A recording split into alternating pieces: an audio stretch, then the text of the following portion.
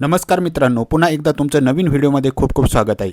आजच्या या व्हिडिओमध्ये आपण समजून घेणार आहोत की विद्यार्थ्याचं GP, EP व FE हे प्रोफाईल अपडेट केल्यानंतर किंवा कंप्लीट केल्यानंतर विद्यार्थी लेफ्ट कसा करायचा किंवा ड्रॉपबॉक्समध्ये कसा टाकायचा। जेव्हा एखाद्या विद्यार्थ्याचं आपण EP, GP व FE हे प्रोफाईल अपडेट करतो व त्यानंतर तो विद्यार्थी आपल्या शाळेतून दुसऱ्या शाळेमध्ये दाखला घेऊन जातो, अशा वेळेस त्या विद्यार्थ्याला ड्रॉपबॉक्समध्ये टाकणं गरजेचं आहे।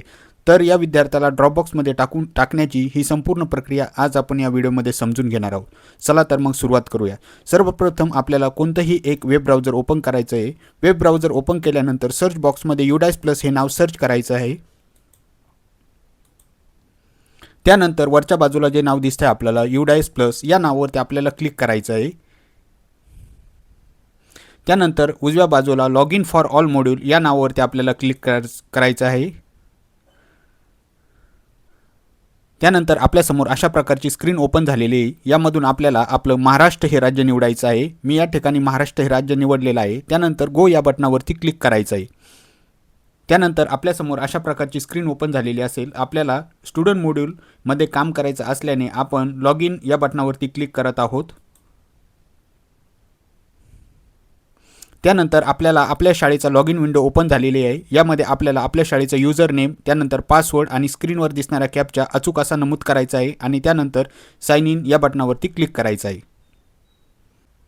त्यानंतर आपल्याला आपल्या शाळेचा डॅशबोर्ड दिसत आहे। या ठिकाणी आपल्याला अकॅडमिक इयर 2026-27 व त्यानंतर 2025-26 असे दोन टॅब दिसत आहे।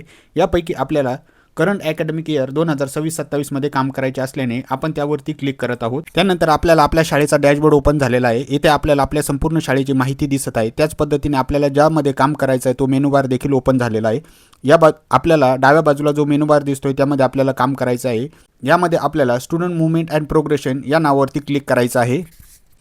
आपण स्क्रीनवर बघू शकतो की आपल्याला स्टुडंट मूवमेंट अँड प्रोग्रेशन हे नाव दिसतंय। त्यानंतर आपल्याला त्या नावावरती क्लिक करायचं आहे।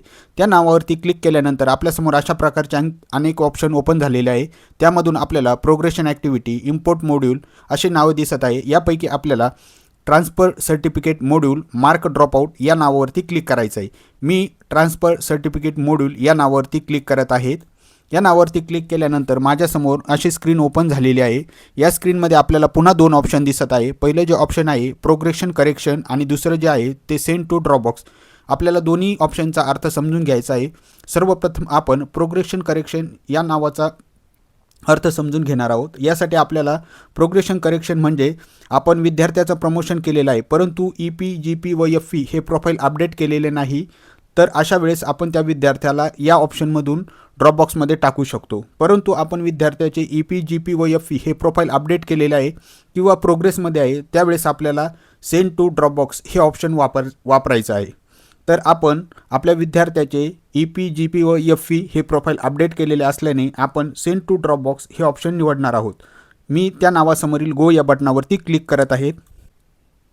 माझ्यासमोर एक मेसेज आलेला आहे। त्यानंतर आपल्याला तो मेसेज वाचून घ्यायचा आहे आणि ओके या बटनावरती क्लिक करायचं आहे। ओके या बटनावरती क्लिक केल्यानंतर आपल्याला ज्या विद्यार्थ्याला लेफ्ट करायचं आहे किंवा ड्रॉपबॉक्समध्ये टाकायचं आहे त्या विद्यार्थ्याचा पेन नंबर आपल्याला या पेन बॉक्समध्ये टाईप करायचा आहे। मी या ठिकाणी त्या विद्यार्थ्याचा पेन नंबर टाईप करत आहे। आपण पेन नंबर टाईप केल्यानंतर गो या बटनावरती क्लिक करायचं आहे।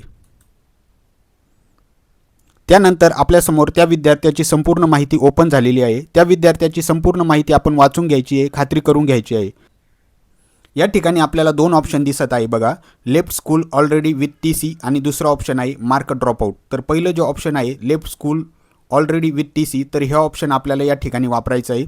तर left school already with TC हे ऑप्शन कधी वापरणार आहोत, तर जेव्हा विद्यार्थी आपल्या शाळेतून ऑफिशियल दाखला घेऊन गेलेला असेल व आपल्याला दाखला मागणी आलेली असेल तेव्हा आपण हे ऑप्शन वापरणार आहोत। परंतु जेव्हा विद्यार्थी अचानक शाळेत येणे बंद करतो किंवा विदाऊट दाखल्याचा आपल्या शाळेतून जातो त्यावेळेस आपल्याला मार्क ड्रॉपआउट हे ऑप्शन वापरायचं आहे।